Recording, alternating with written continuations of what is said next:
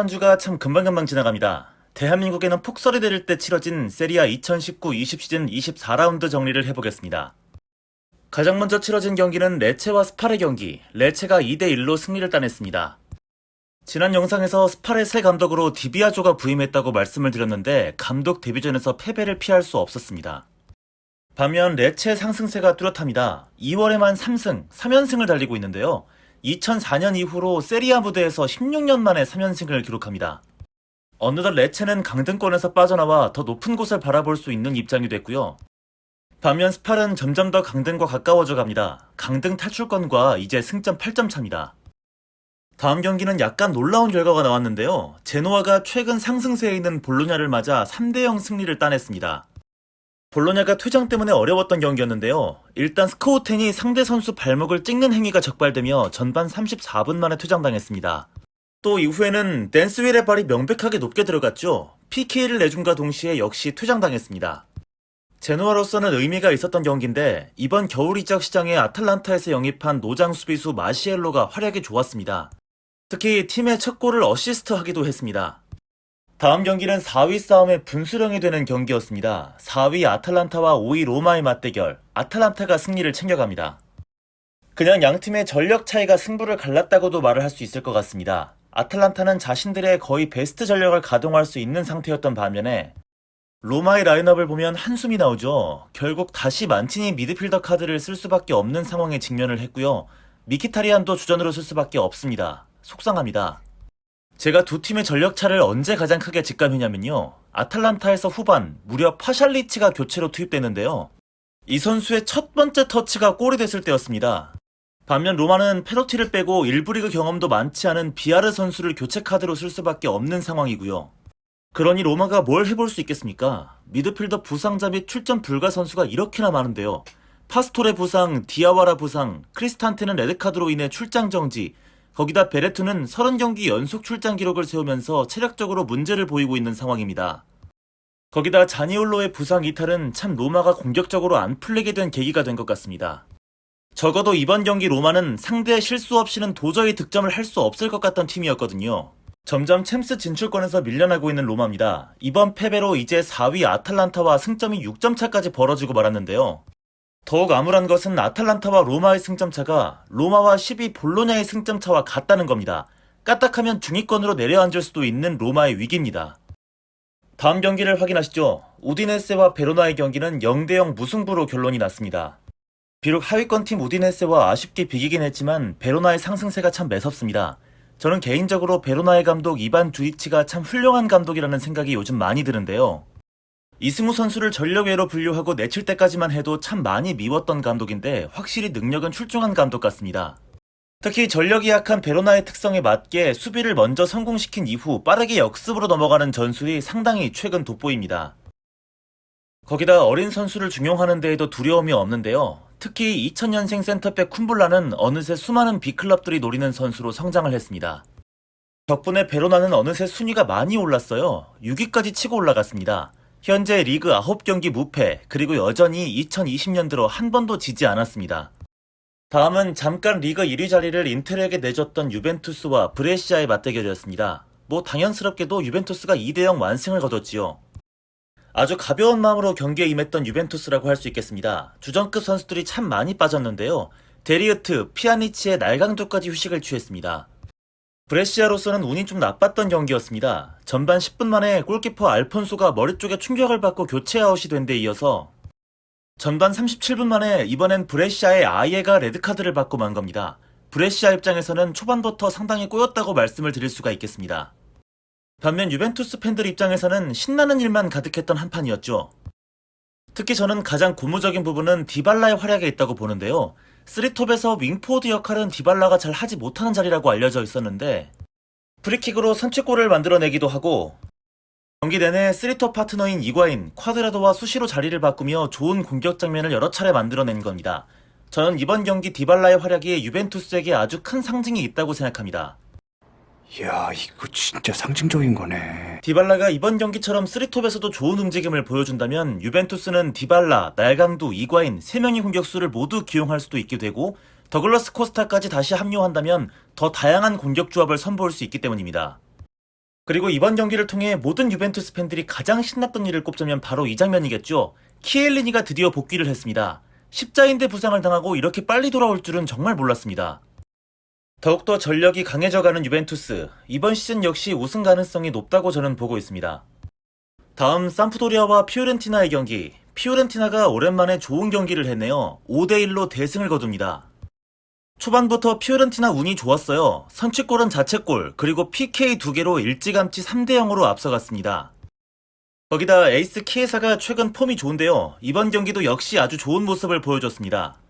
모든 것이 다 좋았던 이번 경기 피오렌티나였는데 바델리 퇴장은 약간 오게티가 됐습니다. 저는 얘가 뛸 때마다 항상 마음에 들지 않습니다. 그리고 이번 겨울에 피오렌티나가 사수올로에서 데려온 미드필더 던칸이 드디어 데뷔했습니다. 피오렌티나에 딱 필요한 백투박 유형의 미드필더이기 때문에 앞으로 좋은 활약을 기대해보겠습니다. 다음은 칼리아리와 나폴리의 맞대결인데요. 칼리아리의 DTD는 어디까지 이어질까요? 또 졌습니다. 나폴리의 1대0 승리입니다.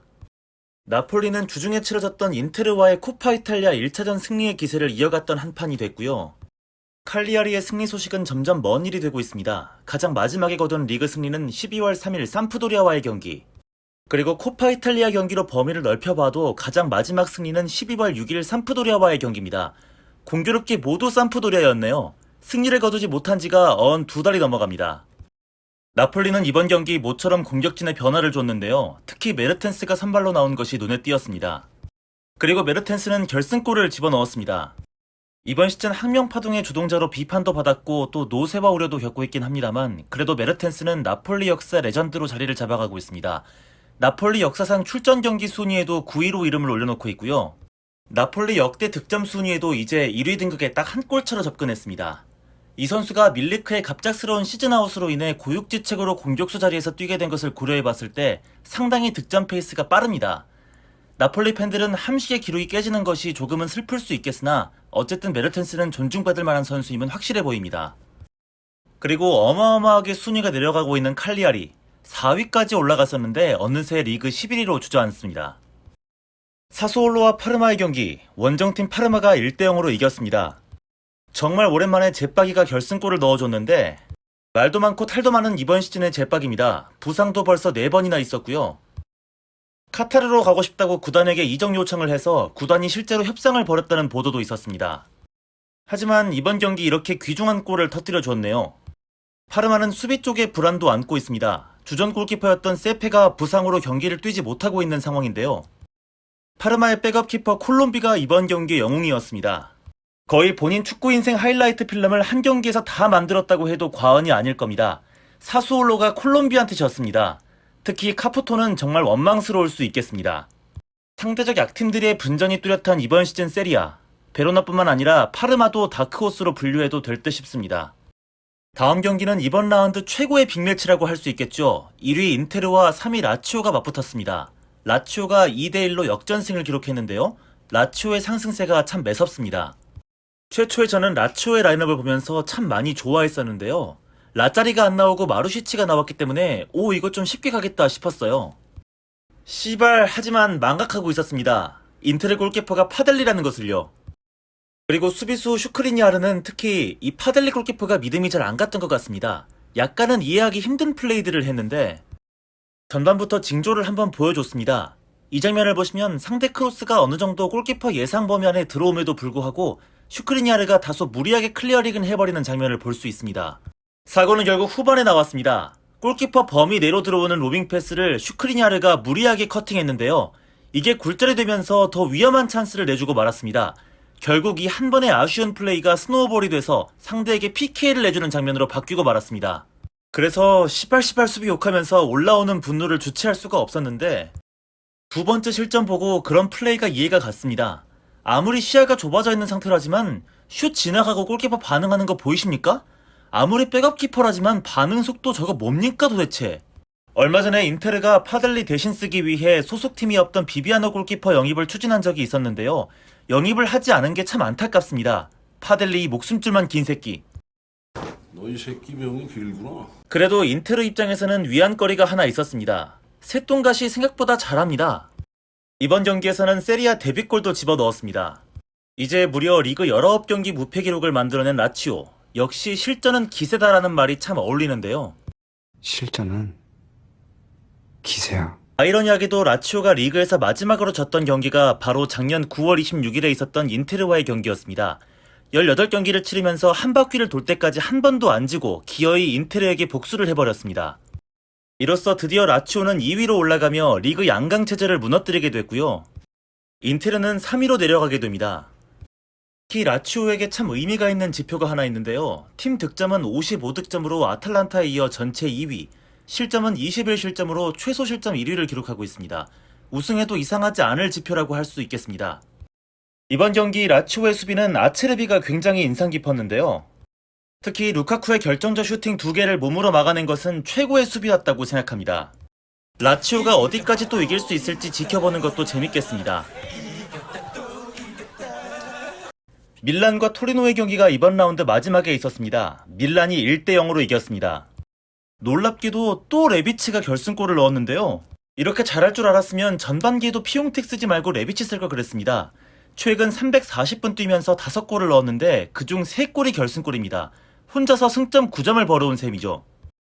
하지만 이번 경기 밀란 또 한 차례 큰 변수가 있었습니다. 센터백 키에르가 갑자기 햄스트링이 올라온 것이죠.